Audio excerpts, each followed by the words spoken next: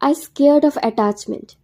না না, এই কথাটা আমি বলছি না, বলেছিলেন শাহরুখ খান ওনার একটা ইন্টারভিউতে। যখন আমি এই রিলসটা দেখেছিলাম, আমাকে না অ্যাকচুয়ালি আটকে দিয়েছিল অন্য আর কোনো রিলস না দেখতে।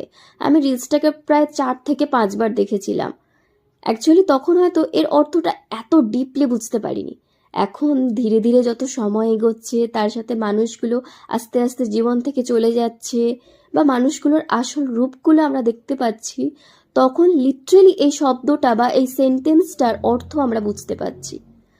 আমার কাছে না 2025-এ এসে একটা সঠিক ঠিক একটা আন্ডারস্ট্যান্ডিং মানুষকে পাওয়া আমার কাছে ভগবানের আশীর্বাদ ছাড়া আর অন্য কিছুই না। আজকালকার যুগে ভালোবাসা শব্দটার অর্থ কি এসে দাঁড়িয়েছে জানো তো? সিচুয়েশনশিপ। এরকম অনেক ঘটনাই তোমরা একটু চারপাশে দেখলে দেখতে পাবে, কত খারাপ ঘটনা ঘটেছে কত মানুষের সাথে। তোমার সাথেও হতে পারে, আমার সাথেও হতে পারে। আজকের রিলসটা এতটা দুঃখী করার জন্য কিন্তু আমাকে ক্ষমা করে দিও। যাই হোক, কয়েকটা মনের কথা তোমাদের সাথে শেয়ার করলাম। কীরকম লাগলো তোমরা একটু কমেন্ট করে জানিয়ে দিও।